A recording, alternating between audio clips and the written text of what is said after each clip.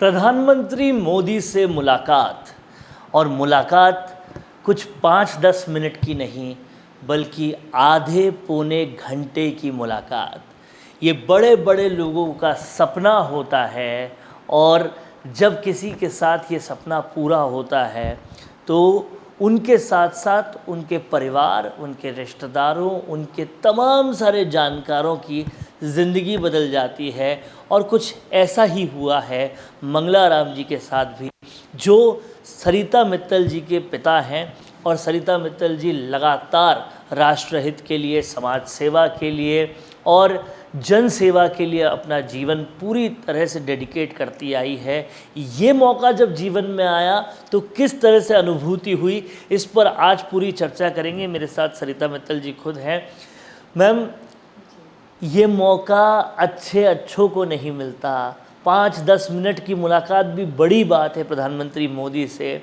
आपके पिताजी की, जो कि हरियाणा बीजेपी में अपना पूरा जीवन देते आए हैं, संघ को पूरा जीवन दिया है, राष्ट्र निर्माण को पूरा जीवन दिया है, लेकिन आधा पौना घंटा की मुलाकात बहुत बड़ी बात होती है पीएम मोदी से।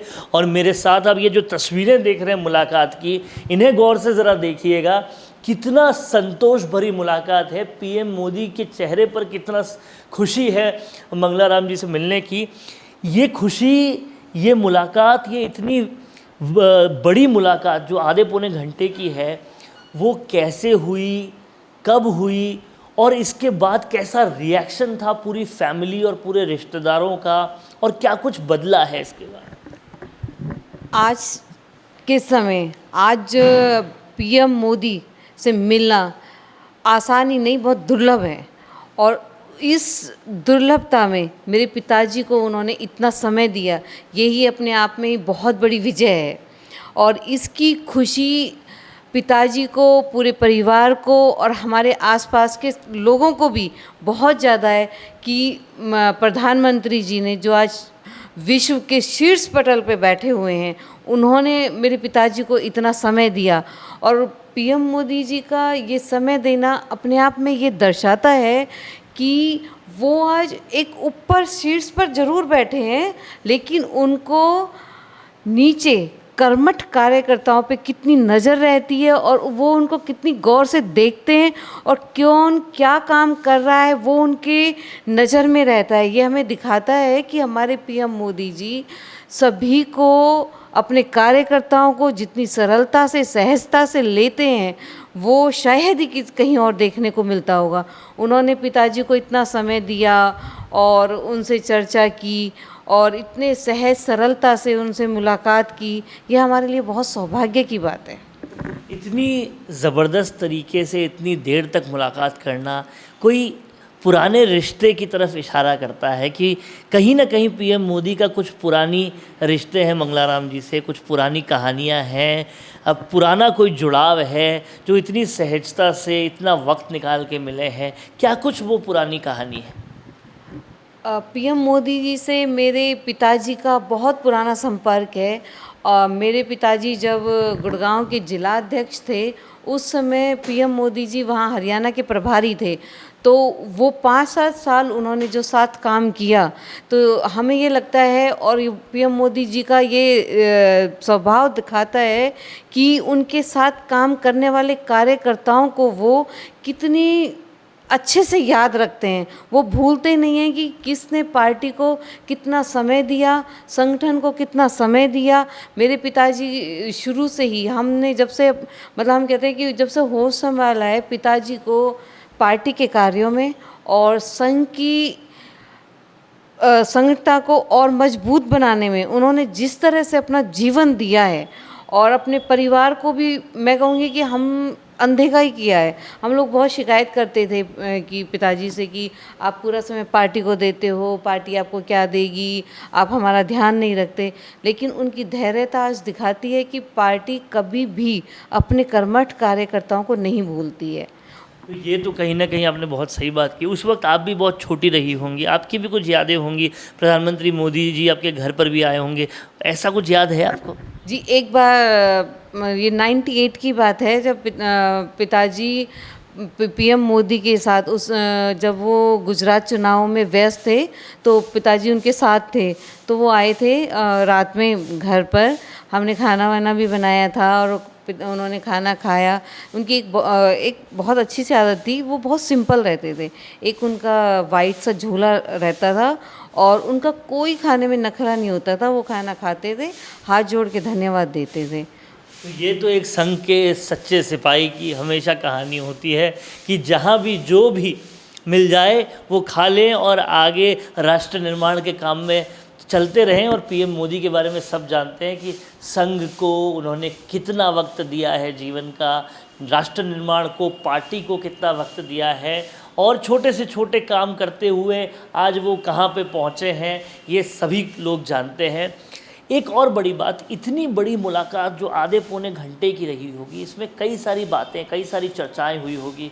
क्या वो बातें थी, क्या वो चर्चाएं थी जो पिताजी ने पीएम मोदी से की? देखो, संघ के कार्यकर्ता और पार्टी के कार्यकर्ता वो जो संघ में सीखते हैं वो क्या सीखते हैं कि एक हाथ जो काम करता है वो दूसरे हाथ को पता भी नहीं होना चाहिए। तो इसलिए हम संघ के नियमों का पालन करते हुए हमने पिताजी से नहीं पूछा कि उनका मुलाकात में किस विषय पर चर्चा हुई और क्या उन्होंने बातें की। ना हम इस चीज़ पे उनसे चर्चा की, ना उन्होंने बताया। लेकिन जो भी चर्चा की होगी वो राष्ट्र निर्माण के लिए और हमारी जो हरियाणा में राजनीति और राष्ट्र विकास की ही चर्चा की होगी। वही चर्चा रही होगी क्योंकि हरियाणा के चुनाव से लेकर हरियाणा में भाजपा के और हरियाणा के विकास तक मंगलाराम जी का बड़ा योगदान हमेशा से रहा है। और उसी योगदान को देखते हुए पीएम मोदी जो है हमेशा उन्हें याद भी रखते हैं।